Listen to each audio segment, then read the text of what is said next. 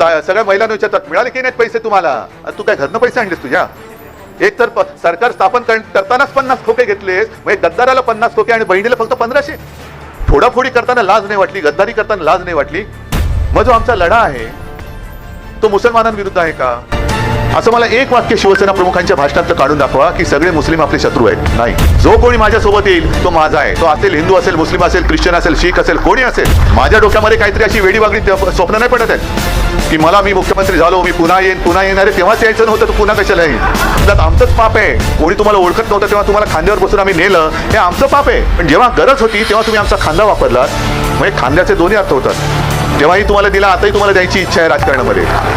काँग्रेसने आज नाव जाहीर करावं किंवा राष्ट्रवादीने करावं, काँग्रेस आणि राष्ट्रवादीने एकमत बघावं. मी त्यांच्यापैकी कोणी नाव जाहीर केलं तरी माझा आत्ता पाठिंबा तुमच्या सगळ्यांच्या साक्षीने देतो. चला होऊन दे. एक बोगस हिंदुत्वाचा बुरखा घालून माझ्या देशाचं संविधान हे बदलू पाहत आहेत. आणि म्हणून मी माझी भाषणाची सुरुवात केली होती, देशभक्त जमलेल्या माझ्या तमाम देशभक्त बांधवांनो, भगिनी आणि बांधवांनो. काय चुकलं माझं याच्यात की आत्ताचं हे जे सरकार दुर्दैवाने दिल्लीत बसले केंद्रात परत, हे संविधान बदलायला निघाले आणि ते निघालेलंच होतं. त्यांच्या मनातलं ते काळं बाहेर आलंच होतं. आता ते किती म्हणो की हा फेक नरेटिव्ह हा त्यांचाच शब्द आहे आणि त्याला ते बळी पडले. तसं नाहीये. शेवटी अनुभवाचे बोल हे जास्त महत्वाचे असतात. गुरु हा लागतोच, पण अनुभवासारखा दुसरा गुरु नाहीये. आणि म्हणून तुषारजी, आपण जे म्हणालात की आज जो काही निकाल तिकडे लागलाय, काश्मीरमध्ये लागलाय, हरियाणामध्ये लागलेला आहे, हे प्रत्येक राज्य आणि त्या राज्यातली जनता आपापल्या अनुभवाला जागून निर्णय घेत असतं. तसं पाहिलं तर तुम्ही लोकांचा जो आग्रहनामा मांडलात आणि ज्या काही अपेक्षा शिवसेनेकडनं आणि महाविकास आघाडीकडनं व्यक्त केलेल्या आहेत, त्याच्यात वेगळं काय, वेगळी अशी कोणती गोष्ट आहे की जी आजपर्यंत आम्ही बोलत नव्हतो? तुषारजी, तुम्ही एक आणखी म्हणजे मी आता सगळं पहिलं सगळ्यांचे 2-3 मुद्दे घेतो, मग मला काय थोडं बोलायचं ते मी बोलतो. तुषारजी, तुम्ही एकदम वर्मावरती बोट ठेवलेले आहेत. गुजराती आणि मराठी असा वाद कधीच नव्हता आणि तो होऊ नये अशी आमची इच्छा आहे. पण तुमच्याच भाषेत तुम्ही जे सांगितलं की 2 गुजराती ठग जे तिथे बसलेत, एक मान्य करावंच लागेल की त्यांनी केवळ मुंबईमध्येच नव्हे तर संपूर्ण देशात गुजरात आणि देश अशी मध्ये एक भिंत बांधलेली आहे. अयोध्येमध्ये का हरले, वाराणसीमध्ये का पाठी गेले? कारण अयोध्येतल्या लोकांना तुम्ही जाऊन विचारा. मला जी काही अगदी हाताच्या बोटावरती मोजण्याएवढी लोक भेटली, एक तर तिथले खासदारच माझ्याकडे घरी येऊन गेले होते मातोश्रीला. आता अयोध्यामधली लोकही काय हिंदुत्ववादी नाही आहेत का, जिथे राम मंदिर बांधलं? मग अयोध्येत जिथे राम मंदिर बांधलं, घाईघाईत बांधलं, गडकं बांधलं, निवडणुकीच्या आधी एक उरकायचा म्हणून तो कार्यक्रम उरकलात, एवढं होऊन सुद्धा तो तिथला राम तुम्हाला का पावला नाही? अयोध्येत तुमचा पराभव कोणी केला? याचं कारण आज अयोध्येतलं जे चित्र आहे की ते म्हणाले हे सगळे जे काय आम्ही केलं हे कोणासाठी केलं? अदानीसाठी केलं का? लोढासाठी केलं का? जे अनेक कारसेवक तिथे गेले, काही शहीद झाले, रक्तबंबाळ झाले, काहींना आयुष्यभरचं अपंगत्व आलं, हे कोणासाठी त्यांनी केलं? लोढासाठी केलं? कोण? सगळे कॉन्ट्रॅक्टर यांच्या राज्याचे, कॉन्ट्रॅक्टर गुजराती. आता ते तर म्हणतात तिकडे की पुजारी पण तिकडनं आणतात. का करताय हे सगळं? हा जो काही लढा आहे, शिवसेना मुळामध्ये जी काही शिवसेना प्रमुखांनी स्थापन केली, ती प्रत्येक राज्यात भूमिपुत्राला न्याय तिथल्या तिथे मिळालाच पाहिजे. महाराष्ट्राच्या भूमिपुत्रांचा प्रश्न आहे, तिथे मराठी माणसाला न्याय मिळालाच पाहिजे. याचा अर्थ असा नाही की आम्ही इतरांचे शत्रू आहोत. आम्ही आमचा हक्क मागतोय आणि न्याय हक्क मागणं हा काही गुन्हा नाही, हा काही अपराध नाहीये. असं मला नाही वाटत कुठेही संविधानात लिहिले की न्याय हक्क मागणं हा गुन्हा आहे. आम्ही न्याय हक्क मागतो आहोत आणि प्रत्येक राज्यामध्ये त्याला तो न्याय हक्क मिळालाच पाहिजे. मग जो आमचा लढा आहे तो मुसलमानांविरुद्ध आहे का? असं मला एक वाक्य शिवसेना प्रमुखांच्या भाषणातलं काढून दाखवा की सगळे मुस्लिम आपले शत्रू आहेत. नाही, आमचा लढा जो आहे तो महाराष्ट्रप्रेमी किंवा महाराष्ट्रप्रेमी आणि महाराष्ट्रद्रोही, देशद्रोही आणि देशप्रेमी हा लढा आहे. जो हा आपला देश आहे, ज्या देशासाठी मी जीव द्यायला तयार आहे असं कोणी जो बोलणारा असेल, आणि काही लोक अशी होऊन पण गेलेत की ज्यांनी खरोखर देशासाठी आपला प्राण दिलेला आहे, तो जातपात धर्माने कोणी असला तरी तो आमचा आहे, हे आमचं हिंदुत्व आहे. आणि ज्याप्रमाणे मी लोकसभा निवडणुकीच्या प्रत्येक प्रचार सभेच्या भाषणात ते काही जणांना पोटात गोळा आला की जी शिवसेना प्रमुख आपल्या भाषणाची सुरुवात करायचे, पहिल्यांदा करायचे की जमलेल्या माझ्या तमाम मराठी बांधवांनो, भगिनींनो आणि मातांनो. मग त्यांना जेव्हा कळलं की अरे जरा थोडा हिंदू आणि हिंदुत्वावरती एक आघात होतोय, मग त्यांनी सुरुवात केली की जमलेल्या माझ्या तमाम हिंदू बांधवांनो, भगिनींनो आणि मातांनो. आणि लोकसभेत मला जेव्हा लक्षात आलं की संपूर्ण देशावरतीच एक घाला आलेला आहे, एक बोगस हिंदुत्वाचा बुरखा घालून माझ्या देशाचं संविधान हे बदलू पाहत आहेत. आणि म्हणून मी माझी भाषणाची सुरुवात केली होती, देशभक्त जमलेल्या माझ्या तमाम देशभक्त बांधवांनो, भगिनींनो आणि मातांनो.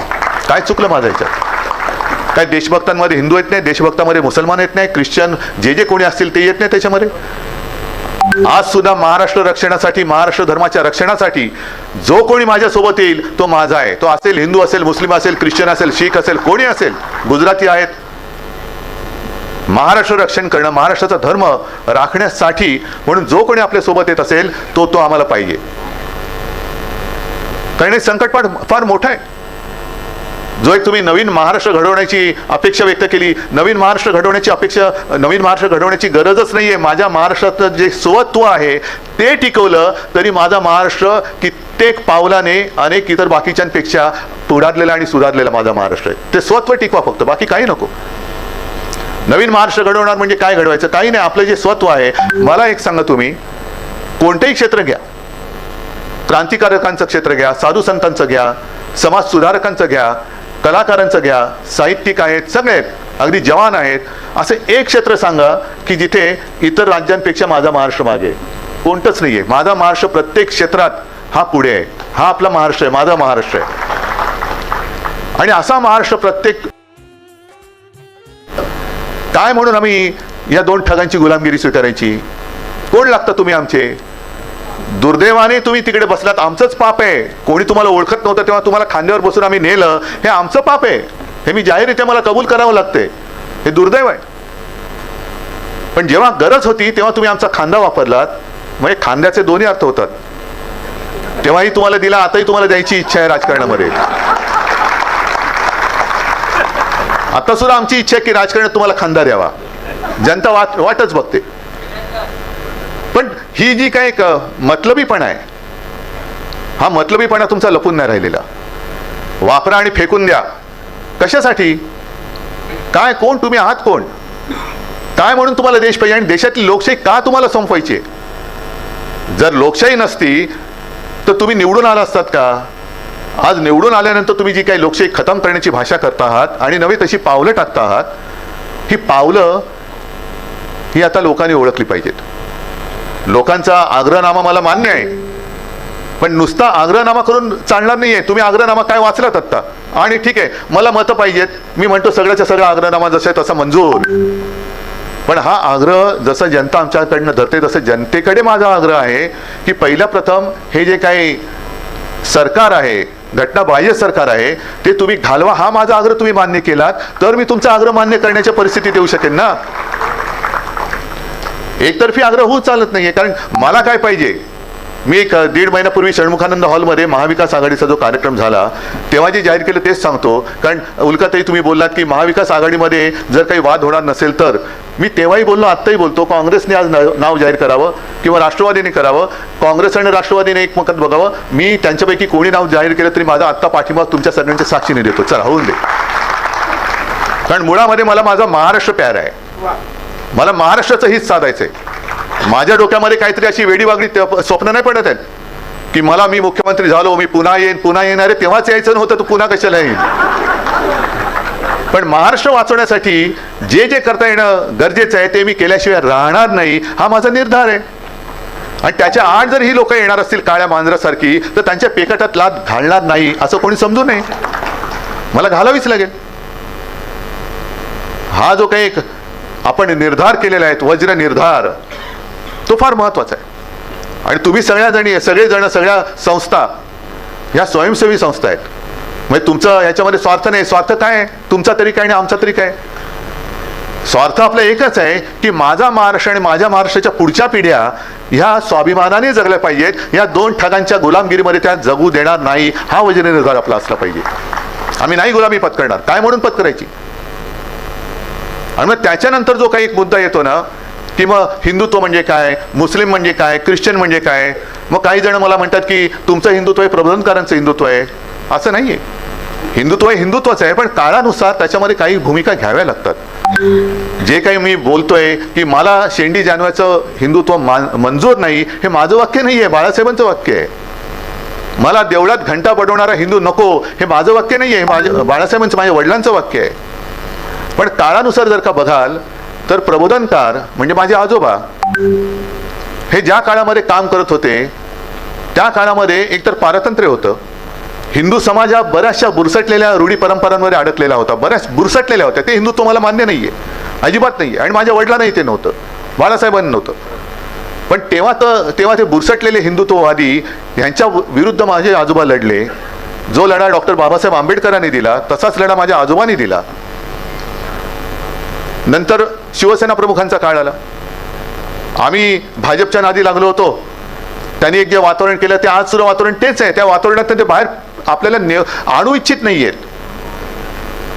नेहमी मी जे सांगतो की लोकांची घरं पेटवणारं हिंदुत्व आहे आमचं हिंदुत्व नाही, तर घरातल्या चुली पेटवणं हे आमचं हिंदुत्व आहे. आणि शिवसेना प्रमुखांच्या काळात हिंदू मुस्लिम असा वाद होताच. तो घडलेला एक फार जुन्या काळातला नाही, अलीकडचा आहे. मग तेव्हा हे समाज सुधारण्याचे मुद्दे थोडे बाजूला पडले. आता मी भाजपला सोडलं म्हणून मी काय हिंदुत्व नाही सोडलं आणि सोडणार नाही. पण त्यांचं जे काय चालले थोतांड, हे हिंदुत्व आमचं हिंदुत्व नाही हे मला कळलं, म्हणून मी त्यांच्यापासून दूर झालो. आता माझ्यासमोर परत ते बुरसटलेले हिंदुत्ववादी जर उभे राहणार असतील आणि त्यांच्याशी मी लढत असेल तर तुम्हाला कदाचित ते वाटणं स्वाभाविक आहे की माझं हिंदुत्व हे प्रबोधनकारांचं हिंदुत्व आहे. हिंदुत्व हिंदुत्वच आहे. हे कोणावरही अन्याय करणारं हिंदुत्व नाहीये, अजिबात नाहीये. यांचं जे काय चालतं मोदींचं, निवडणुकीपर्यंत सबका साथ आणि निवडणूक जिंकल्यानंतर मित्राचा विकास, हे आमचं हिंदुत्व नाहीये. आज या कठीण काळामध्ये म्हणजे यांनी एवढा नालायकपणा केलेला आहे की ज्या शिवसेनेने तुम्हाला कठीण काळामध्ये साथ दिली, सोबत दिली, संगत दिली, काय तेव्हा सत्ता काय आपले महापालिका निवडून येणं, एखाद दुसरा आमदार येणं, खासदार एक दोन निवडून आले म्हणजे स्वप्नवरच वाटत होतं. राज्यामध्ये आपले आमदार निवडून आले, मुख्यमंत्री झाले, पंतप्रधान तर खूप अवघड किंवा अशक्यप्राय गोष्ट होती. मग वाजपेयी पहिले पंतप्रधान झाले, 13 दिवसाचे काय होईना पण पंतप्रधान झाले. केवढं अप्रूप वाटलं होतं की जणू काय आता स्वर्गात दोन बोटं काय, जणू काय स्वर्गातच आलो, असे ते सगळं वातावरण होतं. एकूण शिवसेना आणि भारतीय जनता पक्षाच्या आयुष्यामध्ये युतीच्या काळात सत्ता किती काळ आमच्याकडे होती. कठीण काळामध्ये आम्ही त्यांना साथ दिली होती. हे तिकडे माडीवरती चढले आणि आम्हाला लाथा घालायला लागले.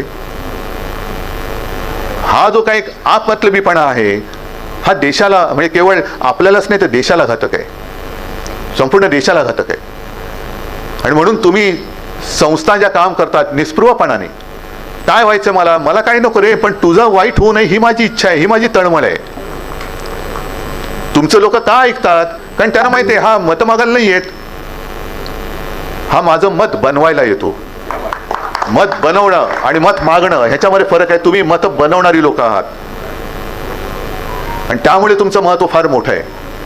जिथे आम्ही पोचू शकत नाही, ठीक आहे ना, असं धरून चला की जाहीर सभा आहे, ह्या तर मला रोज मी लहानपणापासून बघतच आलेलो आहोत. पण तुम्ही जे काम करता ते घरोघरी जाऊन करता, म्हणून लोक तुम्हाला कदाचित राजकारण्यांना ते दार उघडत नसतील पण तुम्हाला दार उघडतात आणि आपुलकीने तुम्ही त्यांची विचारपूस करता, म्हणून तुमचं फार महत्व आहे. आणि म्हणूनच आजचा हा जो काही कार्यक्रम केला, तुम्ही सुद्धा कोणत्याही राजकारणी पक्षाच्या राजकारण्याच्या वळचणीला न जाणे तुम्ही सगळे लोक आम्हाला आमंत्रित करताय, तुम्ही आमच्या सोबत येऊ इच्छित आहे, म्हणजे नक्कीच ही क्रांतीची सुरुवात होते. ही क्रांतीची सुरुवात होते. आणि तुम्हाला नेमकं काय करायचंय उल्काताई, बाकी ह्या सगळ्या गोष्टी ज्या आहेत त्या तुमच्याकडनं आणखीन मी समजून घेणार. आपण एकदा दोनदा बसलो होतो, फक्त जरा आज सुद्धा मला थोडीशी घाई काय की तुमच्याशी बोलताना घरी माझ्याकडे महाराष्ट्रातून बाकी आलेले लोक मला दिसत आहेत. आता रोज माझे त्यांच्याशी गाठीभेटी सुरू आहेत. तुमचं महत्वाचं काम काय आहे की जनतेला भ्रमातून बाहेर काढणं. आणि भ्रम कोणता आहे की असं धरून चला की आता ही प्रचारची सभा आहे आणि आम्ही सगळे राजकीय पक्षाचे वेगवेगळे लोक सगळे नेते इकडे आलेलो आहोत. आणि मी जर तुम्हाला सांगितलं की तुम्ही मला मत दिलत तर मी तुम्हाला चंद्रावरती घर देईन, तुम्ही काय बोलाल? जुमला नाही, यांना विचारा, देताय तुम्ही? देणार? तुषारजी तुम्ही तर महात्माजींचे पंटू आहात, मुलकाताई तुम्ही मोठ्या समाजसेवी आहात, निखिलजी तुम्ही आहात, चंद्रावती घर नाही देऊ शकत? मी देतो घर तुम्हाला. मग तुम्ही विचार काय करता, अरे चंद्रावती घर मिळणार नाही मला पण माहिती आहे, सगळे नाही म्हणते, पण हा हो बोलतोय. मग ह्याला दिलं तर मिळणार नाहीच आहे, पण ह्याला दिलं तर हा हो बोलते. एकदा देऊन बघू ना, मिळालं घर तर. आणि मग त्याच्यानंतर निवडून दिल्यानंतर मग तुम्ही काय म्हणालात आता, चुनाव के दरम्यान ऐसे जुमले करने ही पडते हैं. मग त्यांचे अच्छे दिन आएंगे वो गले की हड्डी बन गया. अरे शाकाहारी माठाच्या गळ्यात हाडं अडकायला लागली आश्वासनाची, तर कसं चालणार असं? वो अच्छे दिन हमारे गले की हड्डी बन गया, हड्डी अटक गई. काय हे सगळी जुमलेबाजी, या जुमलेबाजीमध्ये लोक सुद्धा बघतात की अरे काय करायचं तरी काय. आणि मग दुर्दैवाने म्हणा, कारण मी स्वतः त्याचा अनुभव घेतलेला आहे. प्रचाराच्या दरम्यान मी जेव्हा फिरतो, ग्रामीण भागात फिरतो, आता सुद्धा 1-2 महिन्यापूर्वी गेलो तर संभाजीनगरमध्ये एका शेताच्या बांधावरती उतरलो, आमरस होते सोबत. शेतकऱ्यांशी बोललो, शेतकऱ्यांनी माझ्या पाया पडले की उद्धवजी तुम्ही आम्हाला देवासारखे आहात, तुम्ही आमचं कर्ज माफ केलं, सगळं केलं. ठीक आहे, मी काय उपकार नाही केले. आता जसे योजनांचं यांना म्हणजे नुसतं असं काय शब्द वापरायचा कळत नाही, पण एका मागोमाग योजनांचा पाऊस पाडतायत. अंमलबजावणीचा दुष्काळ आहे, पण एक एक योजना दणादण जाहीर करतायत आणि मग जाऊन समारंभ करतायत, पैसे देऊन लोक आणतायत, एसटी गाड्या देत आहेत, फुकटच्या साड्या वाटतायत. आणि मग आल्यानंतर लोकांना सगळ्या महिलांना विचारतात मिळाले की नाहीत पैसे तुम्हाला. अरे तू काय घरनं पैसे आणलेस तुझ्या? आमच्या हक्काचे पैसे तू ढापलेस. एक तर सरकार स्थापन करतानाच 50 खोके घेतलेस, मग गद्दाराला 50 खोके आणि बहिणीला फक्त 1500. फोडाफोडी करताना लाज नाही वाटली, गद्दारी करताना लाज नाही वाटली. आणि आत्ता हे आमचेच पैसे आम्हाला देऊन तू माझ्या महाराष्ट्र धर्माशी गद्दारी करायला होतोस. हा माझा महाराष्ट्र धर्म नाहीये. पण जे काही समारंभ चाललेत, मी एक तरी कार्यक्रम असा केला की शेतकऱ्यांना जाऊन मिळतात का पैसे, किती जणांना मिळाले, याला माफ केलं. मी नाही केलं असं, कारण माझं मी कर्तव्य केलं, मी माझं कर्तव्य केलं. करोना काळामध्ये सुद्धा जे काही केलं हे ते पुसून टाकायला बघतायत. अरे तुमची जी काही भाजप शासित राज्य होती आहेत त्यांच्या तुलनेत माझ्या महाराष्ट्राचं काम बघा, आणि तिथे जर का मी मागे पडलो ना तर मी पुन्हा कधी कोणाला तोंड नाही दाखवणार. काढा मांडा हिशोब. मग कारण नसताना भुई तोपत्यात बसायचं, करोना काळातला घोटाळा करू. अरे तुमच्या व्हेंटिलेटर आणि तुमच्या सगळ्यामध्ये किती घोटाळा झाला. एक तर PM केअर फंडातला घोटाळा कोण बोलतच नाही त्याच्यामध्ये, केवढे मोठे केले. म्हणजे आता एवढे घोटाळे झालेत की आता 70,000 कोटीचा घोटाळा लाचतो. मी काय 70,000 म्हणजे काय सुट्ट्या पैशाचा घोटाळा. एवढे घोटाळे मोठे झालेले आहेत. हे सगळे तुम्हाला लोकांसमोर मांडावे लागतील. गावागावामध्ये जेव्हा होर्डिंग लागतात ना, आता तर जाहिराती, हा सगळा आपला लुटीचा पैसा आहे, हे आपल्याला लुटतायत. म्हणजे छत्रपती शिवाजी महाराजांनी सुरत लुटली होती स्वराज्यासाठी, हे 2 ठग माझा महाराष्ट्र लुटतायत, महाराष्ट्र महाराजांचा महाराष्ट्र लुटतायत. आणि तोच लुटीचा पैसा वापरून स्वतःची जाहिरात करतायत, एसटीची जाहिरात, ह्याची जाहिरात. आणि मग सरकारची जाहिरात लागल्यानंतर मोठे मोठे सगळे, म्हणजे यांचं बजेट बघा किती असेल. मोठमोठे सगळे तारका आणि तारे घेत आहेत आणि आम्हाला डोळ्यासमोर काजळ चमकवत आहेत. यांचं बजेट किती मोठं असेल. 50 कोटी लोकांना गॅस सिलेंडर दिले. तुम्हाला सगळ्यांना काय वाटेल, मला नाही मिळालं, पण यांचा फोटो आहे, मोदींचा फोटो आहे, सरकारी जाहिरात आहे. सरकारवरती नसल्या तरी सरकारच्या जाहिरातीवरती अजून लोकांचा विश्वास आहे. मग 50 कोटी लोकांना मला नाही मिळाले, पण 50 कोटी म्हणतात म्हणजे बाजूच्यानं मिळालं असेल, बाजूच्या गावात विचारलं तर तो मला नसेल मिळालं पण ह्याला मिळालं असेल. हे असं प्रत्येकाला वाटत. म्हणजे जे नरेटिव्ह म्हणतात ना, फेक नरेटिव्ह, हे जाहिरातीच्या माध्यमातून हे बिघाडी सरकार दाखवते तुम्हाला की आता असं होणार, आता असं झालं, आता तसं झालं. काय नाही, हे सगळं फेक नरेटिव्ह हे ते करतायत. आणि म्हणून मला तुमची आवश्यकता आहे की तुम्हाला गावागावात जाऊन, जी मी सांगितलं होतं 14 साली नरेंद्र मोदींनी केलं होतं चाय पे चर्चा. आता 14 साली चहा कितीला मिळायचा आणि आता कितीला मिळतो तो भाग वेगळा. त्याच्यावरती पण एकदा चर्चा करा. दूध किती महागलं, साखर किती महागली, मग त्याच्यावरती GST किती लागला, ह्याच्यावरती पण चर्चा करा. आणि शिवसैनिकांना मी लोकसभेच्या आधी कार्यक्रम दिला होता की होऊनच जाऊ दे चर्चा. जा गावातल्या वाड्या वस्त्या पारांवरती बसा आणि काय कुठल्या गावात काय योजना आणल्या त्याचा एक आढावा घ्या तुम्ही. करा त्याचा एकदा फडशाच पाडा तुम्ही. काय ही योजना, महिलांसाठी योजना मिळाल्या का? शिक्षण, आता तुम्ही जे काय मला एक दिलं त्याच्यात PG काय KG to PG महिलांना मोफत शिक्षण मला वाटतं आहे. पण शिकलेली महिला आपण ST वरती वगैरे बघतो, मुलगी शिकली, प्रगती झाली आणि पुढे काय 1500 देऊन घरी बसवली. मुलगी शिकली, प्रगती झाली, 1500 देऊन घरी बसवली, कारण काम नाही द्यायला आम्हाला. उपयोग काय त्या शिक्षणाचा? शिक्षणाचा उपयोग तरी काय? शिक्षणाचा उपयोग होणार असेल तर या पुढच्या गोष्टी आहेत. उद्योगधंद्याचा नाही पत्ता. कोविड काळामध्ये सुद्धा जे आपण उद्योगधंदे इकडे आणू इच्छित होतो, सामंजस्य करार झाले होते, गद्दारी करून आणि सरकार पाडल्यानंतर सगळे उद्योग कुठे गेले? तुषारजी, मी नाही बोलत. हे वास्तव आहे. हे वास्तव आहे. का मला तुमच्या भाषेत सांगायचं, या 2 ठगांना विचारायचं आहे, का तुम्ही आमच्या सुखामध्ये मीठ कालवताय? का मीठ कालवताय? का हा भेदभाव करताय? का हे वैमनस्य का वाढवताय? आणि म्हणून शिवसेनेची स्थापना करताना शिवसेना प्रमुखांनी जे एक सांगितलं होतं, मराठा मराठेतर 96 कोळी, 92 कोळी, ब्राह्मण ब्राह्मणेतर, स्पृश्य अस्पृश्य, घाटी कोकणी असे सर्व भेदाभेद गाडून मराठी माणसाची भक्कम एकजूट बांधा. मग तीच आज वेळ आलेली आहे. आणि मराठी म्हणजे आम्ही तर आहोतच, पण आता तुम्ही सांगितलं की तुमची मातृभाषा मराठी आहे. हे सगळे इथे जन्मलेले आहेत आणि वर्षानुवर्ष इकडे राहत आहेत. ते सगळे आम्ही मराठी मानतोच आहोत. पण ते मराठी मानून आमच्यासोबत येत आहेत की नाही, हा प्रश्न आता त्यांना सुद्धा विचारण्याची गरज आलेली आहे. की जेव्हा राज्य संकटात असताना, राज्य लुटलं जात असताना आम्ही लढायला उभे आहोत. अभिमान आहे मला माझ्या महाराष्ट्राचा की संपूर्ण देशामध्ये लोकसभेमध्ये महाराष्ट्राने या मुजोर सत्ताधाऱ्यांना गुडघ्यावरती आणलं. ह्याचा मला अभिमान आहे. नाहीतर 400 पार काय, 500 पार काय, 1000 पार, नुसतं आर पार चालले होते. पण त्यांना गुडघ्यावरती आणण्याचं काम करू शकला तो फक्त आणि फक्त छत्रपती शिवरायाचा महाराष्ट्र करू शकला. आणि तोच महाराष्ट्र आज आपल्याला वाचवण्यासाठी आपण एकत्र यायचंय. त्याच्यामुळे तुमच्या ज्या काही मागण्या आहेत, मी शुक्लाजींना सांगितलं की तुम्ही ज्या काही सगळ्या गोष्टी मांडल्या, बसा आमच्या अंबादासजींबरोबर बसा. अंबादास दानवे आहेत.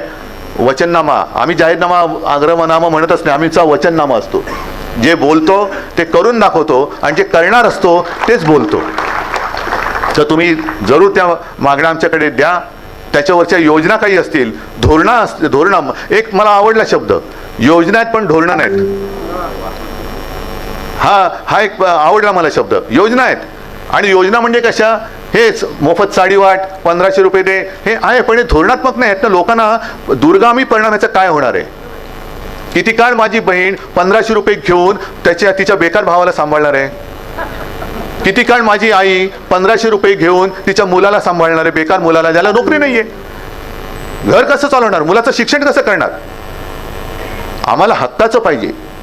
आणि यांचं जे चाललंय ना की तुम्ही हक्क नाही मागायचे, हक्काचं मागाल तर तुमच्यावरती आम्ही ईडी, इन्कम टॅक्स, सीबीआयच्या रेट टाकू, तुम्हाला जेलमध्ये टाकू. आम्ही देऊ ती भीक घ्या आणि गपचूप पडून राहा. आम्ही सांगू त्या शब्दाच्या बाहेर जायचं नाही. ही मुजोरी माझा महाराष्ट्र सहन करणार नाही, अजिबात करणार नाही. आणि म्हणून आजपासून जे मी म्हटलं की ही क्रांतीची सुरुवात आहे. क्रांती म्हणजे काय लगेच जाऊन काय हाणामारा करायच्या, रक्तानी करायचं असं नाहीये. जशी पूर्वी बुलेटनी क्रांती झाली, आता बॅलेटने होऊ शकते. बॅलेटने होऊ शकते. आणि ती करण्यासाठी मला तुमच्या सगळ्यांची साथ, सोबत आणि संगत पाहिजे. बाकी मला भावी बिवी काही नाही. मला दिसतोय तो माझा छत्रपतींचा महाराष्ट्र, शाहू फुले आंबेडकरांचा महाराष्ट्र धोक्यात आहे. तो हे लुटायला निघालेत आणि त्याचं रक्षण कसं करायचं हाच एक प्रश्न माझ्यासमोर पडलाय. पण तुम्ही सोबत आलात, आम्ही तर उतरलेलोच आहोत.